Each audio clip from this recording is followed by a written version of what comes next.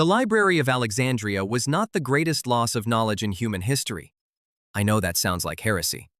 The burning of the Library of Alexandria is one of history's most famous tragedies, endlessly mourned as the moment humanity's collective wisdom was destroyed by ignorance and violence. But the truth is far more nuanced, and the real greatest losses of knowledge are stories almost nobody tells. They are worse than Alexandria, far worse, and they happened deliberately. Let me start by dismantling the myth. The Library of Alexandria was extraordinary, no question. Founded around 283 BC by Ptolemy II of Egypt, it may have contained between 40,000 and 400,000 scrolls at its peak. It attracted scholars from across the ancient world and was the intellectual center of Mediterranean civilization for centuries. But it was not destroyed in a single catastrophic event. It declined gradually over centuries through neglect, reduced funding, political upheaval, and multiple partial destructions. Julius Caesar's fire in 48 BC probably damaged a warehouse near the harbor, not the main library complex. The Serapeum, a daughter library, survived until 391 AD. By the time anything was ultimately lost, much of the library's content had been copied and distributed to other libraries and scholarly centers across the ancient world. The loss was real, but not the single civilization-ending catastrophe popular culture imagines. Now let me tell you about the losses that actually were catastrophic. When the Spanish conquistadors arrived in Mesoamerica in the 16th century, they encountered civilizations with sophisticated writing systems, astronomical observations more accurate than anything in Europe, mathematical frameworks including the independent invention of zero, advanced medical knowledge, and historical records spanning thousands of years. The Maya alone had a fully developed writing system with over 800 hieroglyphic signs, the only fully literate civilization in the pre-Columbian Americas. They had books. Real, bound books called codices, made from bark paper folded in accordion style and covered in elaborate hieroglyphic text and painted illustrations. How many Maya codices survive today? 4. That is it. 4 books from an entire civilization that existed for over 2,000 years. Bishop Diego de Landa, in July 1562, organized a mass burning of Maya manuscripts at Mani in what is now Mexico's Yucatan Peninsula.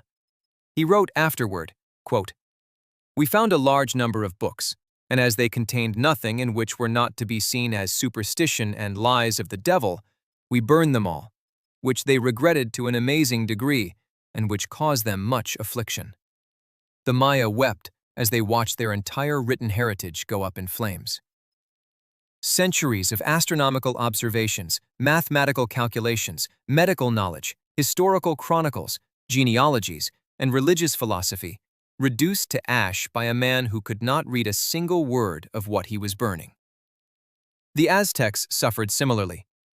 Spanish friars and colonial administrators systematically destroyed Aztec codices, considering them works of the devil. Entire libraries maintained by Aztec priests and scholars were burned in public bonfires. Of the thousands of codices that existed, perhaps 15 to 20 pre-conquest examples survive. An entire civilization's accumulated wisdom, gone.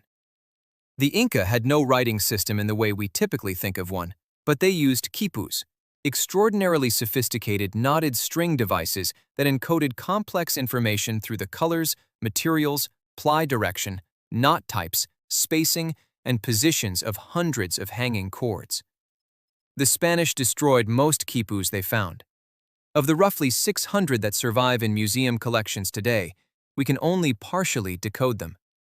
We know they recorded census data, tax records, and economic information, but many researchers believe they also encoded narratives, histories, songs, and philosophical ideas. The full encoding system died with the Quipuca Mayox, the specialized keepers who spent their lives learning to read and create them. China suffered its own systematic destruction.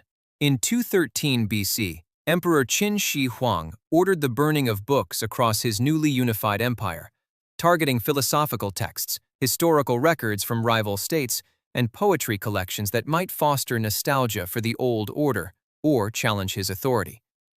Scholars who resisted or hid forbidden texts were executed. An estimated 460 Confucian scholars were reportedly buried alive.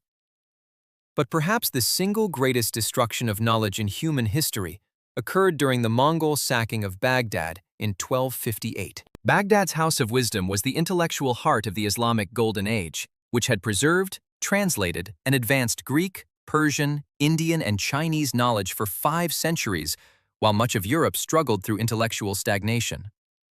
The House of Wisdom and Baghdad's dozens of other libraries contained hundreds of thousands of manuscripts covering mathematics, astronomy, medicine, chemistry, philosophy, literature, and every field of human inquiry. When the Mongol armies under Hulagu Khan breached the city walls, they threw so many books into the Tigris River that the water reportedly ran black with ink for 6 days. Survivors described wading through streets littered with torn pages. Between 1 and 2 million manuscripts were destroyed. Entire fields of knowledge, works that existed in no other copy, discoveries that had taken generations to accumulate, vanished forever in a week of destruction. The Islamic Golden Age, which had been the world's most advanced center of learning, never fully recovered. We will never know what was in those books. We will never know what the Maya astronomers had discovered in their centuries of careful observation. We will never know what stories the Khipus told. We mourn the Library of Alexandria because it has a name we recognize and a story that fits neatly into a narrative about the fragility of knowledge.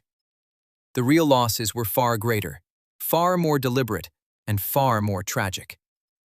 And the most painful truth of all is that we cannot even measure what we lost, because the knowledge of what existed was